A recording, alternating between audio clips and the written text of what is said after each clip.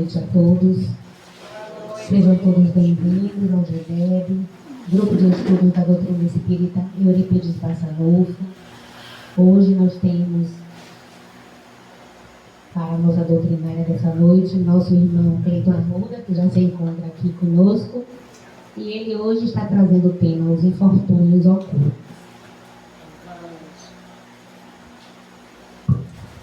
Vamos fazer a nossa oração inicial.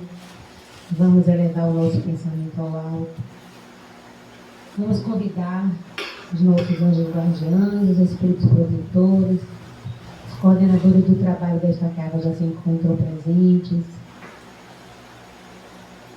Pai nosso que está nos céus, santificado seja o vosso nome, venha a nós o vosso reino. Seja feita a vossa vontade, assim na terra como em todo o universo. O pão nosso de cada dia dai-nos hoje, Senhor. Perdoai as nossas ofensas, à medida em que soubermos perdoar a quem nos tem ofendido. Não nos deixeis cair em tentação, mas livra-nos, Pai, de todo mal, porque teu é o reino, o poder e a glória para sempre. Que assim seja. Com vocês, nosso irmão Cleiton Arruda, com o tema Infortúnios Ocultos. Para você, as nossas melhores vibrações. Obrigado. Boa noite, gente. Muito boa noite. Eu fui convidado hoje para falar um tema aparentemente simples, mas é um tema de grande reflexão a todos nós, certo? Antes de qualquer coisa, eu queria só lembrar a todos vocês que esse tema ele está em mais de um livro da Doutrina Espírita, mas eu vou relatar mais à frente. Mas quem tiver dúvida, é só acessar os livros da pós-passagem, tá bom? Bom, primeira coisa é que vamos conversar sobre o tema Infortúnios Ocultos. A pergunta, o que é infortúnio? Porque todo mundo vê o nome e, na verdade, tem dificuldade de entender até a palavra, né? A palavra dupla, adjetivada. Então, no dicionário está escrito o seguinte: infortúnio é um acontecimento, um fato infeliz que sucede a alguém. Então, infortúnio é algo que aconteceu com uma pessoa, um acontecimento infeliz. Por isso, o sufixo infortúnio. Certo? O segundo significa má fortuna. Que é? Seria falar de dinheiro. Adversidade, desdita e infelicidade. Então vamos considerar. Infelicidade, acontecimento, fato infeliz. De qualquer lado que você andar, o infortúnio não é uma coisa boa. Todo mundo concorda? Se fosse uma coisa boa, não teria acontecimento infeliz, má fortuna e infelicidade. Então já sabemos que ruim, negação, ruim, né? E quando nós analisamos a palavra completa, o infortúnio, ou seja, um acontecimento ruim, mas é oculto, chegamos a essa definição. O infortúnio oculto é uma desgraça, um sofrimento discreto, que não é aparente, que não é notificado. Então agora vamos entender o oculto. Oculto é uma coisa escondida, certo? É uma infelicidade escondida. Pronto. Quando ele diz que é um sofrimento discreto, ele não tira a palavra sofrimento do auge. Está sofrendo. É um infortúnio. E isso pode acontecer com pessoas próximas, familiares, vizinhos ou colegas de trabalho. Isso quer dizer que o infortúnio está espalhado. Você pode estar sofrendo infortúnio agora. A pessoa que está do seu lado pode sofrer infortúnio. E aí a gente não sabe quem está passando pelo quê. Então, fazendo jus ao tema, eu trouxe uma ideia de infortúnio oculto para que a gente faça um comparativo com a tristeza. Porque tem gente que está triste e chama isso de infortúnio. Mas a minha tristeza pode ser simplesmente que o meu time do coração perdeu o jogo. Mas a sua tristeza pode ser que você está desempregado. É a mesma tristeza? Não. Pronto. Então, como essa foto aqui vocês estão vendo, alguns desastres acontecem e aí você vê uma mulher como essa andando desamparada. Provavelmente a casa dela foi destruída com água. E esse sofrimento dela, aquela lógica de quem capturou a imagem, não está oculto não, está bem visível. Sem ninguém dizer nada não.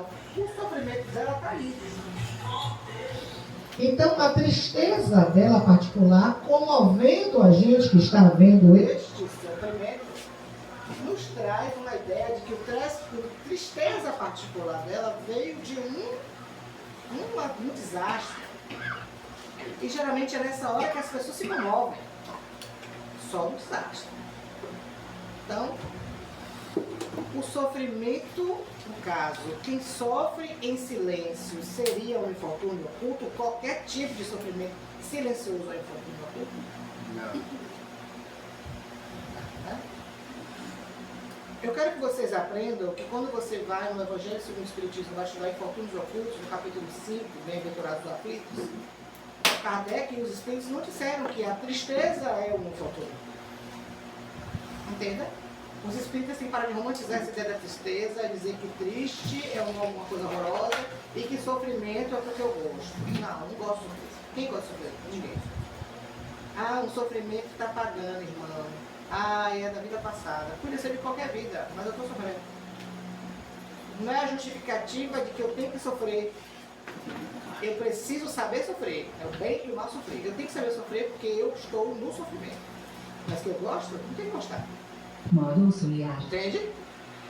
Então, quando pensamos no infortúnio oculto, vejamos essa situação aqui.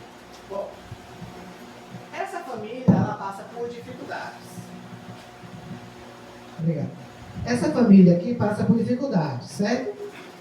E aí ele está com dificuldades financeiras. Eles não querem contar para ninguém que está sofrendo, certo? E aí esse rapaz, contando à esposa que está numa dificuldade financeira, ele resolve não contar a ninguém, por vergonha ou por orgulho. É um infortúnio oculto?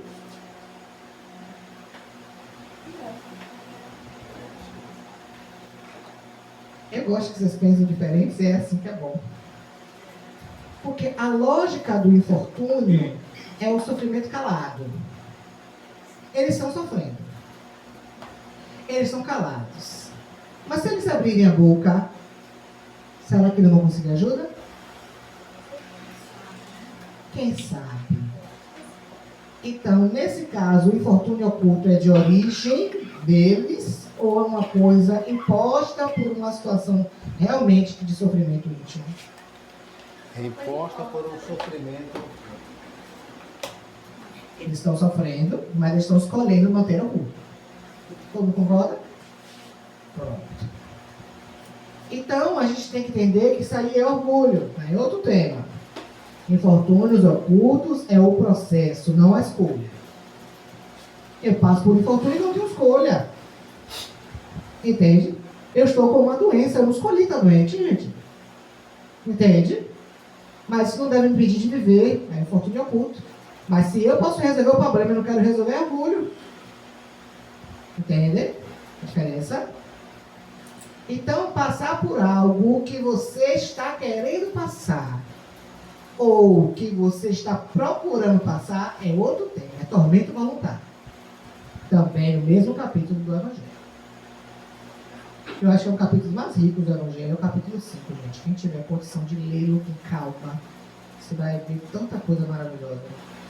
Porque assim, um tormento é uma dificuldade, né?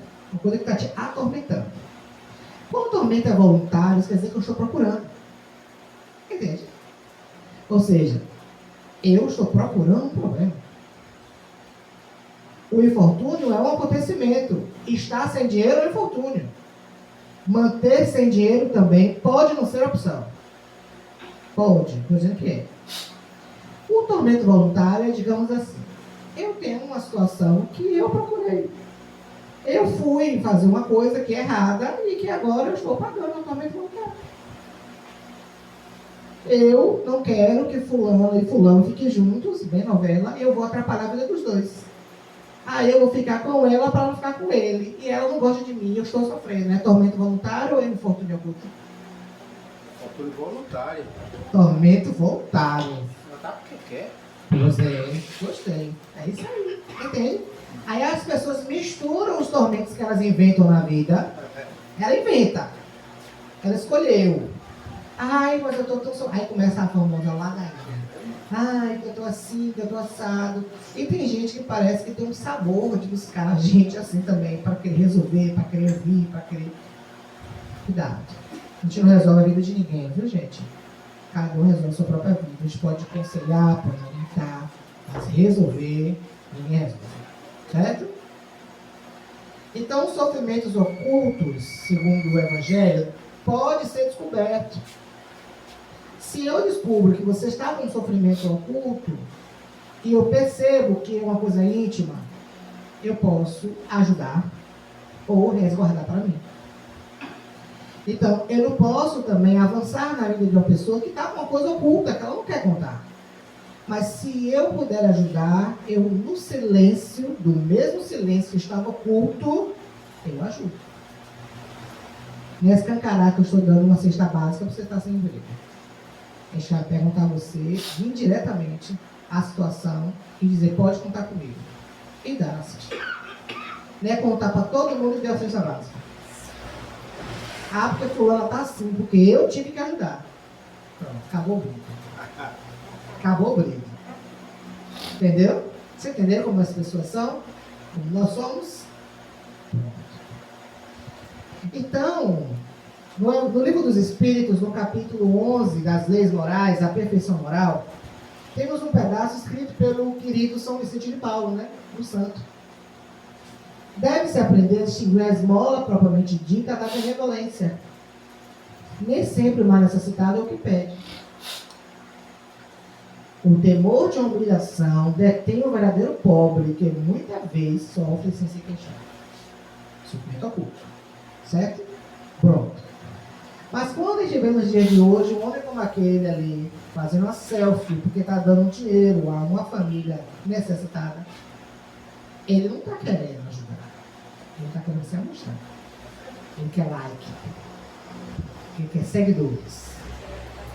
E essa brincadeira de seguidores está fazendo muita gente fazer esse tipo de coisa para chamar a atenção de outros. E a caridade verdadeiramente dita aqui não é feita porque aquele senhor e essa família está sendo humilhada. Entende? A caridade feita por humilhação é a pior de todas. Se eu dou assim, olhando para cima, dando para baixo, eu estou mostrando que você está abaixo de mim, que eu estou dando. Entende? Eu que sou bom, eu estou lhe dando, e você sente, porque você não tem nada.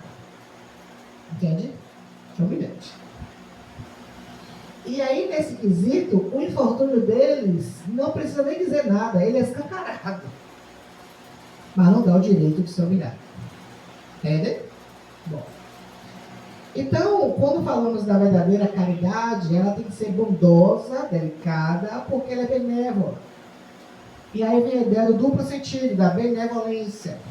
É um bem, né, feito de uma forma eficiente, pensado, onde a caridade é verdadeira, feita com o intuito de ajudar, e que não há uma necessidade de realizar, mas a vontade de fazer. As pessoas também têm que parar de falar que caridade tem que ser feita de forma obrigatória. Ninguém é obrigado a nada. A caridade bem sentida e bem realizada é feita sem ser percebida. Quando a pessoa diz tem o que fazer, é uma obrigação em fazer. Se você faz a caridade desse jeito, você já está fazendo nada. Faça de forma espontânea. Dê o que você pode dar, ajude o que você puder ajudar. Porque as pessoas estão caçando like, caçando caridade para fazer no intuito de se autovalorizar. Aí é o perigo. A gente deve se parar para pensar no que estamos fazendo. Se eu tenho como ajudar, ajude. Se eu tenho como fazer o bem, faça. Se eu percebo que alguém precisa de mim, faça. Não se preocupe em contar, não se preocupe em falar, não se preocupe. Nada disso é importante. Aquele que está vendo e que tem que ver é Deus. E aí a verdadeira caridade entrando no sentido onde Jesus diz: ignora a vossa mão de esquerda o que a direita der, é dizer, a caridade tem que ser realizada esquecendo o outro lado. O lado que vai ser mostrado, que vai ser exibido, que vai ser valorizado, esqueça. Fazer um bem a alguém esperando valorização, você está errado. Não fez porque quis. Ah, porque fulano nem me deu obrigado. Então você fez para quê? Vai receber obrigado? Pronto. Então, na pergunta 886 de O Livro dos Espíritos diz: qual o verdadeiro sentido da palavra caridade como entendia Jesus? Pergunta de Kardec aos Espíritos e respondida de uma forma bem ampla e que realmente dá muita coisa para se pensar. Benevolência para com todos, indulgência para as imperfeições dos outros e perdão das ofensas. Olha a dimensão da caridade pela lógica descrita pelos Espíritos, pelo ensinamento que a gente pode retirar da importância da palavra e da ação. Benevolência. Faça o bem feito, faça o melhor que você puder. Faça de forma bonita, faça pouco, faça muito, faça de coração. Mas tem indulgência também em perfeição do outro, porque também é caridade. Quando você expõe a pessoa demais, também é falta de caridade. Não tem necessidade de expor o que está oculto, o que é da pessoa, entende? E por último, e importante, perdão das ofensas. Perdão também é caridade? É um viés interessante imaginar que quando eu me perdoo, eu entendo que aquele mal precisa finalizar. E que o outro não precisa sentir a carga do erro, e nem eu com a carga do sofrimento. É um bem. E aí a gente vai imaginando que indulgência é bem, benevolência é o bem, perdão é o bem, tudo que leva a fazer o bem é caridade. É um raciocínio lógico da resposta. Tudo que possa ser feito para o bem de si mesmo, para o outro, é caridade. Aí entendemos que quando promovemos a verdadeira caridade, não precisamos fazer nenhum tipo de demonstração de ação. Nenhum tipo. Inclusive, quando fazemos caridade nas casas espíritas, não é importante tirar foto do rosto das pessoas que estão recebendo. Eu estou. Eu acho que fazer o trabalho, posso tirar foto da doação, do momento, tudo bem. Mas expor, não tem necessidade nenhuma. Não que isso seja errado, mas eu acredito que não tem necessidade. Porque quem deu a doação deve confiar em quem está fazendo. Entende? Tipo, o GEDEB recebeu doações. Eu vou ficar perguntando o GEDEB que ela fez com a doação? É falta de caridade da pessoa também, de dizer, por que eu quero saber? Agora a gente faz, tira foto pelo registro do trabalho, beleza. Mas tira foto das pessoas uma por uma, a cada vez que receber um, recebe? Qual é a cidade? Qual é o registro? Ó, você tem uma certa razão, você tem total razão, mas infelizmente na prática não funciona assim. A gente sempre dá um registrozinho, né? Porque se sabe. E porque tem gente que cobra mesmo. Cobra. E aí, como é que foi? Eu sei, é isso mesmo que eu disse. Tem uma pessoa que faz uma doação de vez em quando. E aí mandou a foto. Quem conhece gente manda. assim? Então, infelizmente. Não das pessoas, mas doação. A prestação do serviço, não necessariamente da quem recebeu, entende? Tem gente que precisa dessa afirmação porque está nessa falta de caridade ainda feita sem aceitação. O Cleiton, tem pessoas que dizem assim, que querem que a gente mande a foto Tá vendo? das pessoas receberem. Aí você diz que não precisa. A gente Aí, muitas vezes assim, aí é falta de caridade. não tem necessidade. Porque está expondo a pessoa. Tem pessoas que não, a gente tira foto somente do momento. Isso, do momento, do grupo. Salão, Isso. Mas as pessoas perguntam assim, e as pessoas Só falta dizer assim, aquela camisa que eu doei, quem recebeu? Exato. Só falta essa pergunta. Vocês concordam? É isso. No Cleiton, eu trabalho também com isso com eles, e aí uma vez uma pessoa entregou assim, procurem me entender, 1 quilo de feijão, 1 quilo de arroz, e queria a foto das pessoas recebendo 1 quilo de feijão, 1 quilo de arroz. Pronto. Imagine. Você está entendendo o que é que falta? O que Aí é as que pessoas precisa? falam assim, você tirou foto? Eu disse, eu não tive tempo na minha feira. Não dá tempo, não tenho tempo para tirar foto, não. Eu diria, Eu tenho nem tempo de sei. fazer o trabalho, mas O tempo seu pra tirar feijão foto, misturou não. com o de todo mundo. Eu não sei quem recebeu o seu feijão, desculpa. Eu não sei quem recebeu o seu feijão. Não estava catalogado para o seu. Pois Na é. prática isso é muito É. difícil. É difícil mesmo, mas é preciso falar sobre esses temas. Inclusive, ensinar as pessoas da ação social como se comportar na casa espírita para fazer o trabalho. Eu digo muito isso. Se o seu trabalho, igual de todo mundo, não é espírita, é um trabalho comum. Qual a diferença de evangelização na igreja evangélica, a igreja católica e espírita? É tudo evangelização, mas tem o viés espírita. E por que o social não tem que ter o viés espírita também? Algumas pessoas não gostam dessa minha fala, viu, gente? Tem gente que não gosta. Mas é porque a gente tem que trazer a parte lógica para a ideia da caridade, porque a caridade, como ela é descrita nos livros da codificação, ela é feita com muito respeito, um lado religioso, mas também um lado lógico da ação, para a gente não se perder. Se perder pelo emocional de achar que eu estou fazendo muito e na verdade você está fazendo pouco. Certo? Vai, abre volta. Então, gente, fazer a caridade não é salvar alguém, é aprender a se salvar. Falei isso uma vez na casa espírita.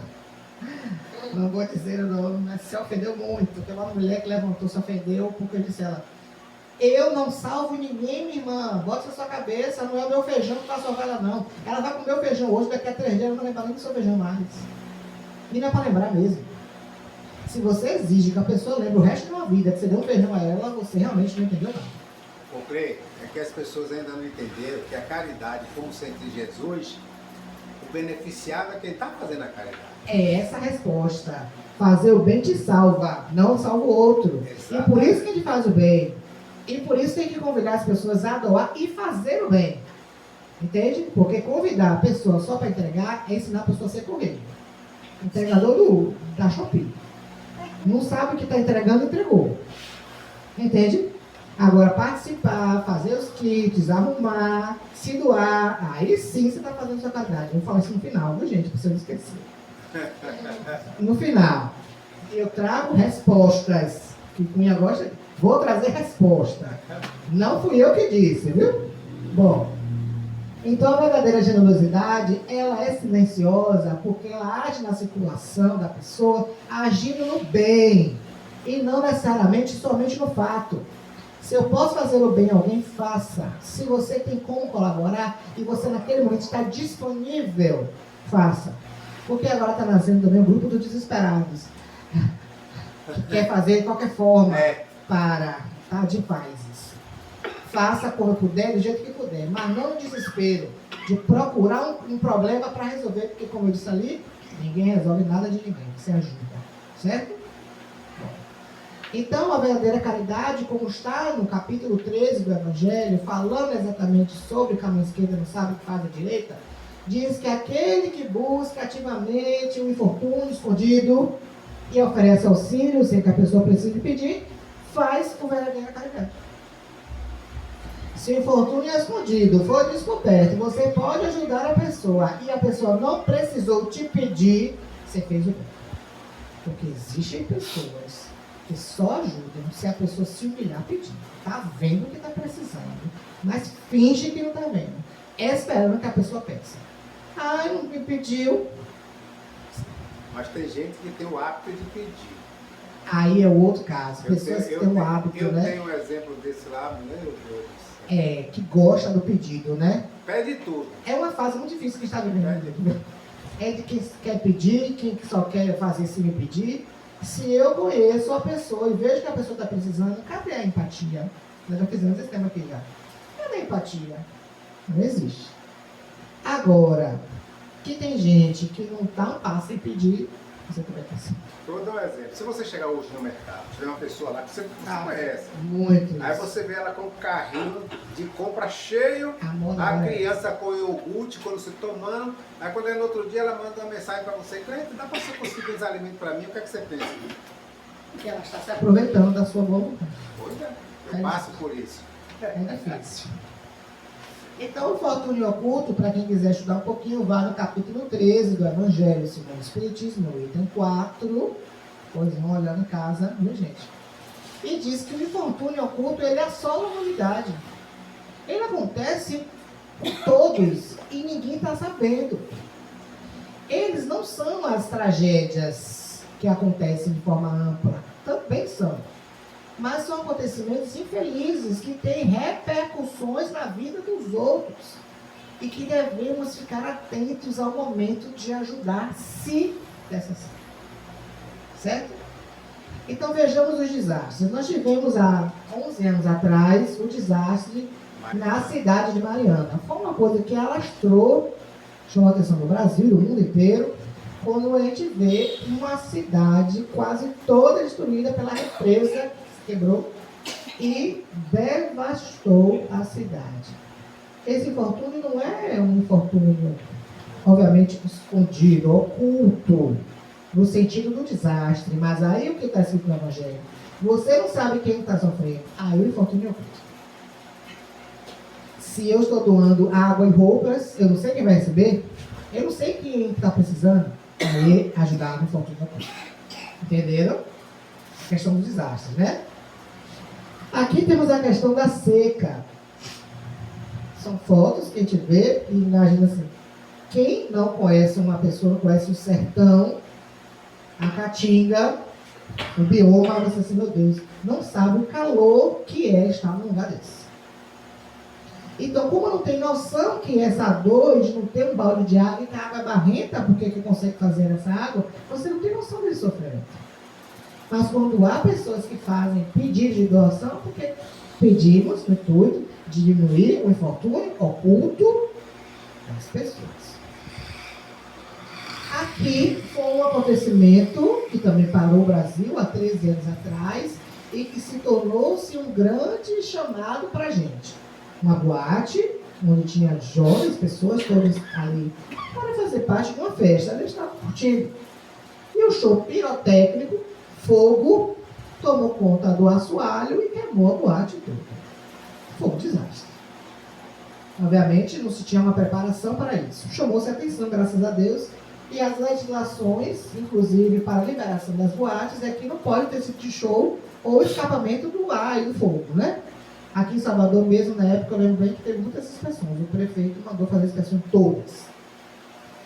E aí se vê interessante uma tragédia evitando outras, mas infelizmente tem que ter um escândalo, né? Para poder chamar a atenção. Essas pessoas sofreram, e a gente não sabe quantas pessoas morreram, né?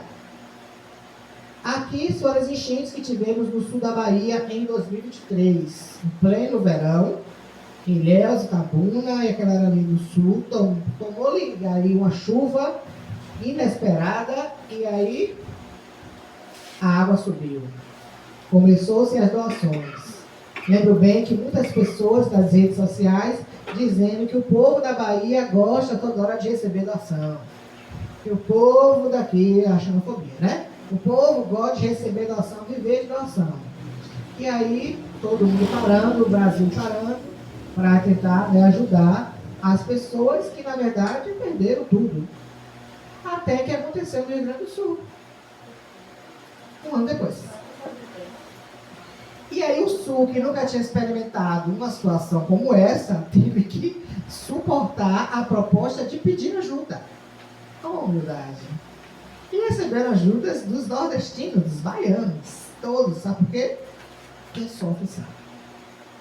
Quem sofre com essa situação daquela, a gente ajuda.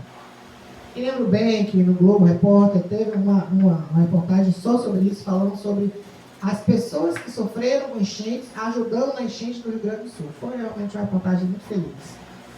E a mulher dizendo exatamente isso. Ela recebeu ajuda e ela doou um dinheiro que ela tinha ganhado de faxina, para poder dar aquele dinheiro para ajudar as pessoas que estão no Rio Grande do Sul.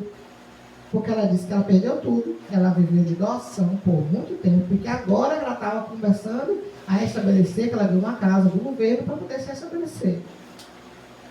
E ela falou chorando, a dor que eu sei que aquelas pessoas estão sentindo foi a que eu senti. E me dói muito todos os dias imaginar que elas estão dentro daquelas escolas, naquele lugar frio, dormindo no chão, sem perspectiva nenhuma de vida. Olha a empatia. Ela sabe que aquele sofrimento é terrível. E ela doou o que ela tinha para fazer o bem, entende? Agora tem gente que vê uma situação dessa e fala assim, chuvinha, gente, sai e passa, 2 dias dessa água dessa aí, tá resolvido. 2 dias. Vocês entendem? Você analisa a conjuntura da altura dessa água, olhando pela janela, pela altura do rodapé, né? Olhando o pé direito das construções arquitetônicas, você olhar que essa água vai descer em 2 dias, é realmente não imaginar o sofrimento de ninguém. Então, o que a gente pode fazer nesses momentos de sofrimento? Aí vem a solidariedade humana, que é uma das coisas mais bonitas que a gente pode fazer. Gente, essas pessoas, elas pararam a vida delas para fazer isso. Elas pararam o que estavam fazendo para fazer esse trabalho de juntar a doação, de levar a doação, de estar olhando a enchente, a ponto de ficarem doentes, né, gente? De fazer o bem. Aí sim, o homem solidário acontecendo, porque a sociedade, ela clama pela solidariedade num momento como esse. Enquanto uns ficam fingindo que não estão vendo, outros querem dar o golpe do Pix, dizendo que a pessoa está doando e roubando pessoas sofredoras, existem estas. Para vocês lembrarem que esse mundo ainda é prova e expiação, viu? Muita gente na expiação e muita gente sendo provada se é bom ou se é ruim. E tem gente perdendo na prova, perdendo muito. E quando você vê essa solidariedade, você lembra as palavras que estão em Línguas Póstumas, onde diz assim, ó, a caridade e a fraternidade reúne todas as condições e todos os deveres sociais. Uma e outra, porém, pressupõe a abnegação. Quando você se abnega e você faz de fato o bem, a caridade se torna um meio mais tranquilo de fazer. Porque a ideia de fraternidade tão falada no meu espírito também precisa ser reciclada. Fraternidade é entre irmãos. Se eu não considero como irmão, não tenho que fazer fraternidade. Se uma casa espírita compete com a outra, não tem fraternidade nenhuma. Se uma religião compete com a outra, não tem fraternidade nenhuma. Entendam, de uma vez por todas. Quando se fala da fraternidade universal dos espíritos, é entender que nós somos fraternos uns com os outros, porque somos filhos do mesmo pai. Mas tem gente que esquece. Pela cor da pele, pela opção sexual, pelo nível social. Entende? E aí eles ensinam a gente que a abnegação é incompatível com o egoísmo e com o orgulho. Sem a fraternidade verdadeira, teria falta de igualdade, liberdade, e obviamente os egoístas e os orgulhosos vão sempre querer tudo para si. Então, enquanto tiver sedimentos mesquinhos como este, forte, esse mundo continuará provas e expressões. É um outro tema, porque o mundo de regeneração não entra esse tipo de sentimento. Porque somente os espíritos da ordem 2, da escala dos espíritos, podem habitar esses mundos. Então, parem de achar que você está perto da regeneração. Tá, irmão? Viu, gente? A gente está caminhando para a recuperação. Para as provas finais. E aí, vamos lutar. Viu, gente? Vamos lutar para merecer. Tá? E muito pouca gente vai ser aprovada. É, exatamente. Então, vamos para o quarteto de aperfeiçoamento moral. Primeiro, fé. A fé é muito mal pensada. E é outra palavra que também está muito mal utilizada. A fé é confiança, é credibilidade. Mas eu acreditar em algo ou em alguma coisa. Eu posso ter fé em uma pessoa. Eu posso ter fé no meu trabalho. Eu posso ter fé em Deus. A fé não necessariamente é religiosa. Entende? Quando a fé é raciocinada, eu entendo que o poder da minha fé, eu coloco numa força superior que eu não entendo, mas eu respeito e aceito. Pronto. Agora eu boto a fé numa coisa que eu não sei nem o que é, eu chuto para o universo. Caridade. Não existe caridade sem fé. Está lá no Evangelho também, nesse tema, a fé e a caridade. Viu, gente? Quem quiser falar, a fé e a caridade. Sem a fé não há caridade. Por quê? Se eu não acreditar que o bem que eu estou fazendo vai atingir a pessoa, eu vou fazer a caridade, então eu tenho que acreditar. Se eu estou acreditando, eu tenho fé. Se aquele mingau que eu estou levando, se eu não acreditar que vai tirar a fome daquela pessoa hoje, eu não faço. Eu não acredito. Eu não posso acreditar que eu dei um mingau hoje e vim aqui para o GD bater palma. Ai, nós salvamos as pessoas. Que trabalho maravilhoso, salvamos vidas. Ô, linda, para. Você deu comida hoje. Daqui a pouco a pessoa está com fome. 3 horas depois você está com fome. Você não lembra do mingau. Você lembra que você comeu ontem? E por que não vai lembrar do mingau que você deu? Acorda. Eu sou o terror do social. Acorda. Acorda. O trabalho social que a gente faz é o que a gente pode fazer, mas não resolve vidas. O bom é que tem várias pessoas fazendo trabalhos sociais. Quando você vai na rua, tem várias pessoas fazendo, graças a Deus. E a gente tem que entender que fazer a caridade, como você está dizendo, não é salvar ninguém. É amenizar o sofrimento. Porque eu acredito que eu posso ajudar. Pronto. Exatamente. E se todo mundo fizer cada dia de um dia, ninguém passa mal. Ninguém passa mal. Entende? E aí nasce a esperança, o trem aqui, ó. Se eu tenho esperança que vai dar certo, que vai realizar, que eu vou confiar, que tudo vai dar certo, a caridade vai ser bem feita. Agora, quando eu tenho um sentimento de caridade dentro de mim, eu abro espaço para a fraternidade, porque eu entendo que eu não quero ninguém abaixo de mim, eu quero as pessoas do mesmo jeito que eu quero as pessoas iguais. Eu não quero ninguém eternamente me pedindo, eu quero ajudar para que ela não precise. Porque tem gente que quer eternamente ficar dando para ser superior mesmo. Ah, hoje eu quero dar não, chatice, só ela me pedindo. Entende?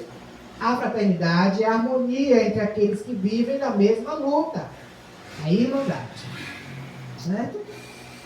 Então, uma força maior entre todos os espíritos é serem fraternos. Entenderam?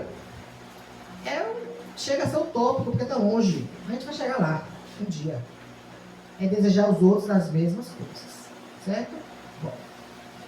Então, quando pensamos na verdadeira generosidade que acontece e que está lá também escrita no Evangelho, sobre essa ideia de ajudar sem um motivo aparente, a gente ainda precisa disso, de um desastre, de uma água, de uma casa caindo, de alguém morrendo para te ajudar. Porque não somos bons. Quem é bom não precisa disso. Como nós estamos aprendendo a ser solidários, para Deus tudo é válido. Tudo é válido. Agora, sentir a dor dessas pessoas, fazer como esses rapazes, essas pessoas estão ali, se dedicando, aquele ali salvando os animais, sabe a gente que veio também? A ponto de pegar a leptospirose, ajudando as pessoas, parabéns, vocês são empáticos, veem a dor ali como pessoas estão no exercício da benevolência e da caridade. Parabéns. É o que eu posso dizer. Porque se eu não consigo, eu tenho pelo menos a imaginar, a admirar quem consegue. E tentar fazer. Entende? Então, prestar auxílio aos infortúnios ocultos que acontecem ao nosso redor é seguir os passos de Jesus. É sermos, de fato, fazer o bem de forma fraterna, sem olhar a quem. Certo? Bom. Então, os infortúnios ocultos se referem a sofrimentos silenciosos, vocês aprenderam, né? Que não são visíveis. E a importância da caridade em reconhecê-los sem esperar que a pessoa peça ajuda. Em resumo, é isso. Repetindo. Refere-se a sofrimentos silenciosos que não são visíveis publicamente e a importância da caridade em reconhecê-los sem esperar que a pessoa peça ajuda. Fez isso, parabéns. Você agiu de acordo com o ensino do Evangelho. Então, para chegarmos perto do fim dos últimos minutos, eu vou trazer um exemplo, que é um exemplo conhecido pelos espíritas, mas também não muito praticado pelos próprios espíritas, por falta realmente de compreensão, de estudo, de prática, enfim. Isso é particular. Quando imaginamos esse exemplo da Condessa Paula. A Condessa Paula, ela é um exemplo, de fato, sobre infortúnios ocultos. Ela está nesses 2 livros. Quem teve o prazer de estudar a qualificação espírita vai encontrá-la os 2. Ela está no Evangelho segundo o Espiritismo, no capítulo 13, exatamente, que a mão esquerda não sabe o que faz a direita, e ela aparece de novo, no caso, 1 ano depois da publicação de O Céu e o Inferno nos Espíritos Felizes.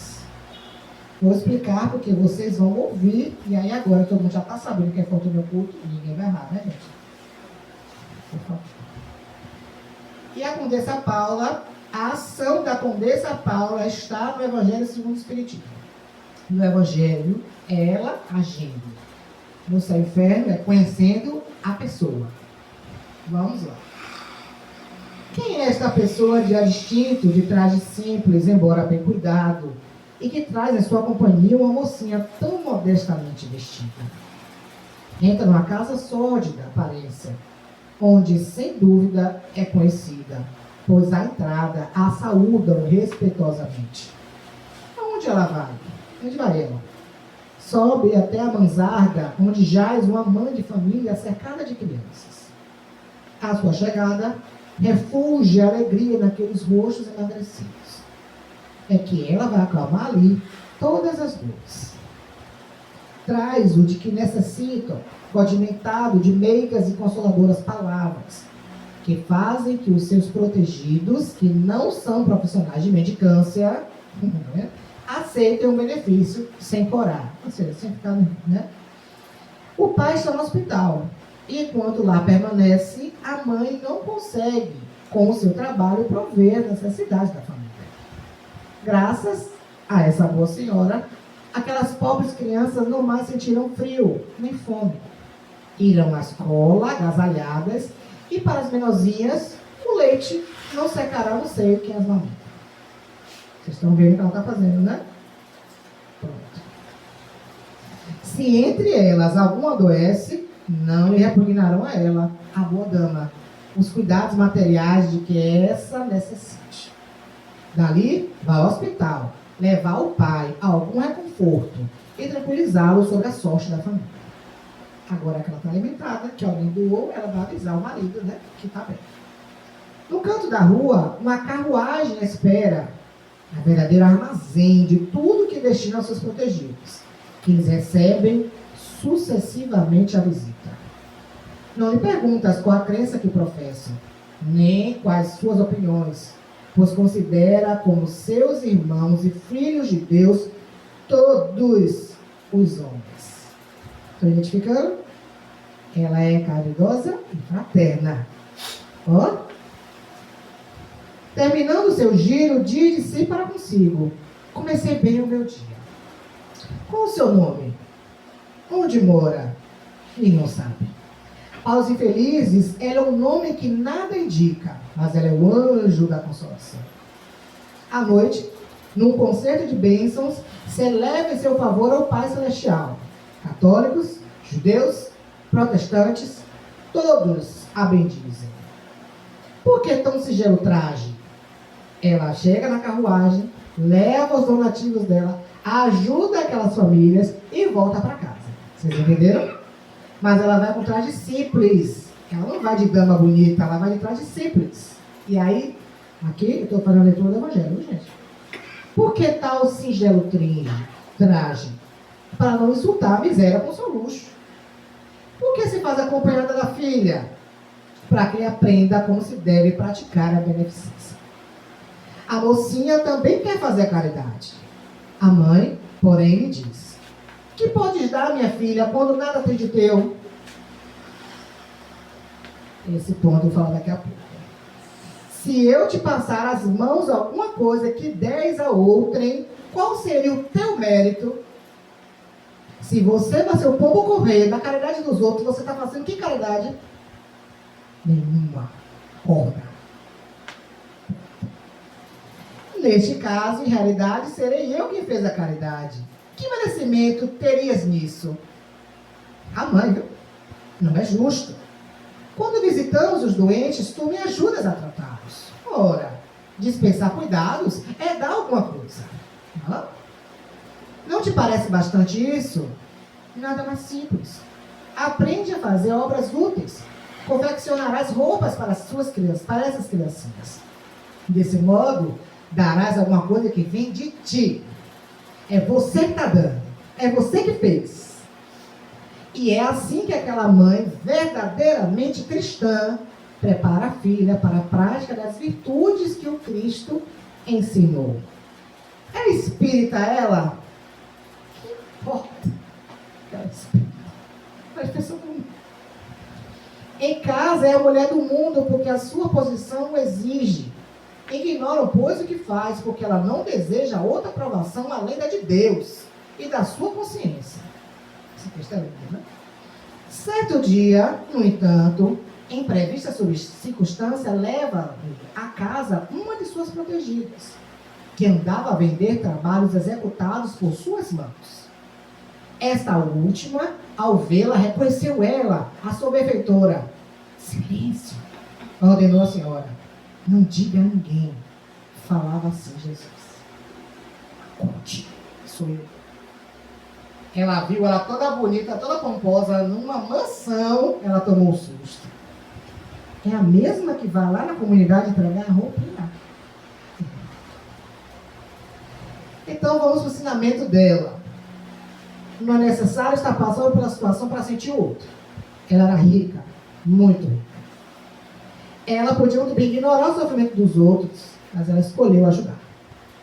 Ela nunca passou por um problema, mas ela entendia que o sofrimento do outro incomodava ela. Não se deve fazer trabalho de caridade preocupado com a crença do outro. Se é espírita, se é judeu, se é católico, não interessa. Está ajudando. Ah, não é a gente que vem no centro do lugar, não. Que porra. É só feito. Entende? Pronto. Nunca assuste a pessoa com seus vestes e com riquezas.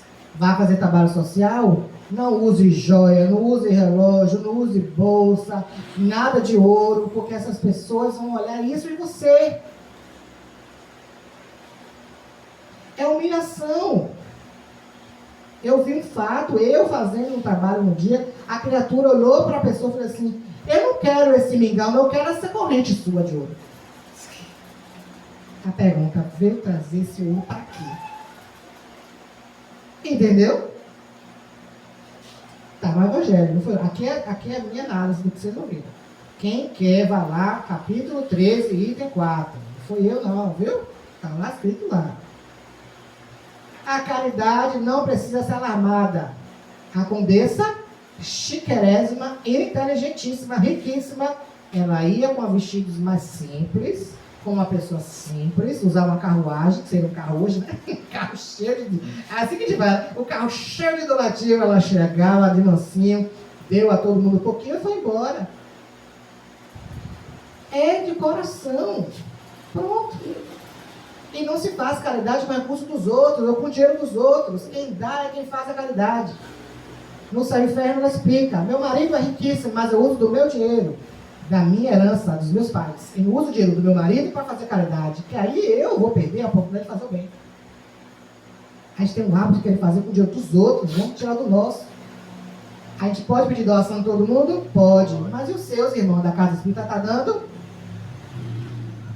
Felizmente o povo da casa às vezes tem uma mão fechada, não quer dar. Eu conheço, viu? Estou falando que é na minha assim também. Pede para Deus o mundo. E você, fulana, cadê seus 30 reais? Ah, porque eu estou sem dinheiro. Mas quer fazer caridade com o dinheiro da colega. É isso. Tânia, hoje eu estou daquele jeito, viu? Você me chamou. Tá ótimo, tá inspirado. Você chamou, eu falei. Nunca ensine as pessoas que entregar mantimento a ser caridoso. Para com essa mania de chamar os outros para vir entregar. Tem que entregar, as pessoas já estão participando do trabalho. Eu já participei muito disso e isso me incomodava. Chamava gente que não é nem do centro espírita para vir entregar. Para quê? Ah, porque isso vai tocar o coração dela. Não vai. Não vai. Não vai não. Prenda. Se não tocou ele trazer o dinheiro, não tocou ele vir ajudar a fazer a comida, vai tocar ele que hora? Só para ele vir pegar e entregar? É, e ele tira foto. Não adianta. Aí vocês viram a condessa dizendo que, minha filha, você não vai entregar a roupinha que eu fiz, não, você faça a sua. A mãe. Isso é uma mãe de verdade. Isso é uma mãe. Ensinando assim, ela, você precisa fazer o bem em você. Eu te ensino a fazer, eu te dou o dinheiro para você comprar, mas quando você fizer a roupa, não é a lã, é a roupa. Você que gastou seu tempo, você deixou de dormir para fazer. É você que está pensando no outro. Os infortúnios são mais perigosos. A expiação do outro pode ser amenizada com seu supérfluo. Ela diz que ela tirava do supérfluo dela. Ela era uma boa esposa, ela era uma boa mãe, tirava o dinheiro que ela poderia gastar com futilidade, com vestidos, com festas, ela juntava o dinheiro e dava. Sem tirar aquela futilidade nossa de todo dia, comer aquela merendinha que não precisa, sair naquele dia que não precisa, dá para ajudar. O ensinamento do Cristo não deve morar no papel, e sim na boa ação. É bonito chegar aqui, que o Cristo disse, que o Evangelho disse, sim, irmão, bora fazer? Bora convidar a fazer? Vamos. E ensine seus filhos a fazer caridade. Nunca se sabe o dia de amanhã. Cada um faz o que pode fazer. E aí eu começo a falar sobre o futuro da Condessa Paula, que está no livro O Céu e Inferno, que vocês também vão olhar. Não vão? Vão. E lá ela conta exatamente o que aconteceu com ela, porque ela faleceu com 36 anos. Ou seja, mãe ensinou logo porque ela ia falecer. Uma pessoa boa, tá lá no Evangelho, capítulo 5, se fosse homem de bem, teria morrido. É o caso dela. Ela morreu nova. E a pergunta é, por que uma mulher dessa tão boa morreu cedo? Ela explica no livro Céu e Inferno. Aqui tem um livro também, a Condessa Paula, né, que é uma publicação de 91, que é a própria Condessa voltando na psicografia, contando a sua história completa. Mas a história está no Céu e Inferno, né, gente? Capítulo 2, Espíritos Felizes. E aí ela vai explicando que ela, na verdade, gente, ela tinha uma reencarnação pequena, que eram as últimas provações para deixar de estar no mundo de prova e expiação. Ela se tornou um espírito bom. Olha o nível que ela já está também. Ela precisava da última prova. Qual era a prova que ela precisava, gente? A caridade. Ela já tinha caridade no coração. Ela pediu para ser bonita e rica. Ela disse que a pior prova do mundo é rica e bonita. Ela disse isso. Vocês vão ler no livro. Ela fala, eu queria deixar para depois, porque eu sei que a beleza faz despender. E o dinheiro também. E eu passei da vida. Isso aí, eu costumo dizer às pessoas, que às vezes perguntam assim, mas se ela já tinha isso, para que ela precisava ver? É porque ela precisava passar pela prova para ver se ela realmente estava preparada. A gente faz prova quando estudou. Ela estava estudada, Ela ela estava fazer a prova. a prova. Ela fez E a prova é na carta. Fez a prova, venha. É. Não precisa ficar mais não, venha. Não precisa passar muito tempo lá não. 36 anos, vamos, venha. Não precisa mais não. Você acha que eu vou fazer 74 anos e estou aqui por quê? Tá fazendo prova ainda. Ô, meu Eu ainda estou estudando, compadre. Esse concurso tá difícil, viu? Não marcou a prova ainda. Ele nem marcou ainda. Esse concurso tá difícil. Tá viu? difícil. Tá corrido. Tá aí. Ó, ela era boa, meiga, indulgente, sempre pronta a desculpar ou atenuar o mal em lugar de aumentá-lo. Jamais a maledicência lhe cuspurcara os lábios. Sem arrogância na austeridade, era ao contrário, com benevolência e delicada familiaridade que tratava os fâmulos, despercebida aos demais com qualquer aparência de superioridade ou de humilhante proteção. E aí dentro, capítulo 2 do Evangelho, do livro Céu e Inferno, não vou ler tudo não, porque não dá cabo do horário. Mas assim, a simples ideia de que alguém pudesse experimentar uma privação por sua causa seria um remorso de consciência. Só de imaginar que ela podia estar ajudando e não ajudou, a mulher não conseguia dormir. E aí ela era nobre e também por causa da sua morte sobre pesares. Não houve nenhuma reclamação. Que lindo, né? E aí quando ela volta, uma parente pede para fazer a vocação dela, né, na reunião mediúnica, ela vem contando como foi fazer esse trabalho de bem. Porque ela ficou registrada no Evangelho, nesses 2 livros, como a Senhora da Caridade. Porque ela é o tema Infortúnios Ocultos. Você vai lá no Evangelho, Infortúnios Ocultos. É a história da Condessa, narrada por Kardec. E depois, no livro de Céu e Inferno, ela conta a vida dela, que ela exerceu a caridade porque ela já tinha adquirido. E aí ela conta tudo, inclusive ali, ó. Ela era esposa, mantinha o marido, todos os cargos dela domésticos, de mulher na época, né? Ela fazia o trabalho dela, sem avareza, sem preocupação, evitava desperdício, superfluidades, e pegava o que ela podia fazer para ajudar os outros, ela fazia. Ela era mãe, ela era esposa, ela tinha um cargo político, né? Condessa, cargo da sociedade, né? Ela mantinha tudo isso conforme a sociedade exigia e fazia o bem. Provando que você, espírita, não precisa dizer que você não tem nada porque você deixa de viver o mundo, viva o mundo, o que o mundo precisa. Se tem que trabalhar, trabalhe. Se tem que ser pai, mãe, filho, faça. E faça o bem que você puder. Dá tempo para tudo. E aí, Lá dentro, na nota explicativa, está aqui, ó. Posso dizer que essa senhora era a encarnação vivida da mulher caridosa idealizada no Evangelho segundo o Espiritismo, capítulo 3. Essa comunicação, original em alemão, extraímos os tópicos que interessavam o assunto que nos ocupamos, suprimindo de natureza exclusivamente familiar, porque quem evocou ela perguntou coisas familiares que não era necessário colocar no livro. Certo? Então, não pude trazer mais, porque senão o tempo já passou, mas, em resumo, aprendamos a ser caridosos, silenciosos, sem alarde, sem demonstração, sem rede social, sem fofoca. A fofoca é a maledicência que ela fala ali. A maledicência destrói trabalhos de caridade. Certo?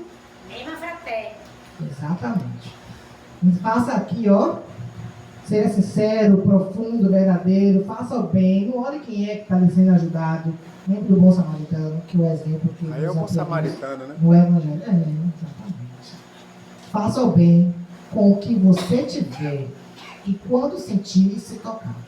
Não faça por obrigação, não faça porque você acha que vai salvar você, certo? Faça como você sentir bem, mas faça. Do seu jeitinho, mas faça. Diminuir o infortúnio oculto de alguém abrevia o seu próprio. Então, também não faça isso, tá? Quando para pra pensar no outro, eu não tenho tempo para pensar besteira, nem ficar sofrendo com tormentos que eu evitei, certo? Eu usei o livro dos Espíritos, nas leis morais, como eu mostrei a vocês, o Evangelho, capítulo 13, em especial, o 5, a fim dos aflitos, e o 11, amar o próximo a si mesmo. No livro Seu Inferno, eu usei a parte 2, capítulo 2, Espíritos Felizes. Quem tiver o livro, quiser conhecer a história dela toda, aí você vai lá, abre ainda hoje, está fresquinho, vai lá e bota Condessa Paula, e você vai se maravilhar com tudo que eu te dizer. Tá bom? E aí temos obras póstumas, que eu falei sobre a fraternidade, caridade, e o livro A Condessa Paula. Vocês procurarem, às vezes, aí se conseguem comprar o livro também, caso queiram. Tá bom? E obrigado pela oportunidade. Desculpa os 10 minutos a mais, porque realmente espero ter gostado. Obrigado. 20 minutos a mais. Foi 20, foi? Ai, Jesus. Mas valeu a pena. Bati meu recorde. Foi. Começou 2026 batendo recorde, mas eu só tenho que te agradecer. Comemoração. Comemoração, a chegada. Cleiton sempre, assim, com o coração aberto, sempre generoso a estar conosco. Essa saga do dia de hoje foi realmente uma saga, meu irmão. Foi uma saga, porque nós sabemos que mês de janeiro e fevereiro, casas espíritas que abrem para conseguir um palestrante é difícil, porque está todo mundo viajando, né? Muitos já dizem ou não que não estão fazendo a palestra no início do ano, outros muitas vezes não vão viajar, mas não querem se comprometer e a gente entende, às vezes não pode surgir uma oportunidade de um passeio, de algo para se entreter nesse período. E aí, Cleiton, eu só tenho que te agradecer, meu irmão. Você tinha que estar no GDEC, tinha que vir, tinha que fazer parte dessa família, viu? Só tenho que te dizer gratidão, viu? Graças a Deus. E o seu conteúdo sempre pertinente, sempre muito esclarecedor, sempre muito reflexivo. Nós só temos que agradecer a você. Porque tem coisas que não tem valor, não tem preço, tem valor. E é o que nós pagamos a você. Nós trazemos para você, né, esse pagamento em forma de energia, de bênçãos, de pensamentos salutares para a sua vida. O ano passado não foi fácil, né? Eu que sei disso, mas vai ter moratórias quando chegar lá adiante, porque o trabalho é muito grande. Não se preocupe não que vai ser. Estou em prova igual a outra. Os bônus horas dele vai ser muito grande. E pra gente, com certeza, pra gente encerrar nossa primeira parte, né, que após a prece de agradecimento e encerramento, nós temos o segundo momento com a fluidoterapia, né? E eu vou pedir para você continuar sua energia amorosa fazendo a prece de encerramento, tá bom? Fecha aí com chave de ouro. Mais ainda. Mais uns 2 minutos aqui mesmo. Eu, viu, gente? Ai, obrigado. Espero que vocês tenham gostado, gente. Desculpa a passada do horário, mas realmente o final foi empolgante. Ai, oremos para encerrar essa doutrinária desta noite. Irmãos do bem, queridos amigos, aqui presentes nessa humilde casa de oração, que levanta sua luz e seu amor a todos aqueles que chegam, que pedem ajuda, que clamam pela caridade silenciosa. Queridos amigos, trabalhadores do GEDEB, que Deus abençoe a todos vocês, que imensamente recebam dos irmãos superiores o amor de Deus e de tudo que é criado por esse Pai de amor. Que esses irmãos espirituais trabalhadores, incansáveis, possam abençoar os trabalhadores da via moral, os que estão aqui materiais, trabalhando, exercendo o seu trabalho com carinho e com afeto. Que todos aqueles aqui presentes, também aqui assistindo conosco, tanto encarnado quanto desencarnado, recebam um pouquinho dessa oração carinhosa, desejando a paz, a luz e o amor a todos aqueles que sintonizam com a oração do bem, com o nosso Pai Celestial, com o Mestre Jesus. Que possamos pedir por toda essa comunidade, por todos aqueles que sofrem, que choram, por aqueles que estão no silêncio dos seus infortúnios, precisando de amparo, precisando de um conselho, precisando de uma luz. Ó Jesus, permita que possamos liberar energias do bem para essas pessoas, para que elas se sintam abraçadas, acolhidas por essa humilde casa e por esse humilde trabalho. Que possamos levar de coração o sentimento para quem necessita, a paz, o aconchego, o silêncio para quem precisa, para que possa amanhã sentir-se melhor. Que Deus permita que os nossos corações cheios de amor possam levar para casa essa oração e essa paz para que aqueles que moram conosco se sintam agraciados pela energia dessa doutrina. Que nossos pais, nossos filhos, nossos cônjuges, recebendo também este carinho, possa seguir adiante com a certeza de que Deus mora também em seus corações. Agora encerramos essa doutrinária e continuamos a próxima atividade dessa noite, rogando também que os Espíritos do bem estejam conosco até o fim. Assim seja. Assim, com essa oração de agradecimento, chegamos ao final da primeira etapa dos nossos trabalhos de hoje, com a esperança de que a paz que desejamos ao mundo comece em cada um de nós. E te pedimos que inscreva-se em nosso canal, deixe seu like, compartilhe e nos ajude na divulgação da doutrina espírita. E que o Divino Mestre nos conceda uma boa noite.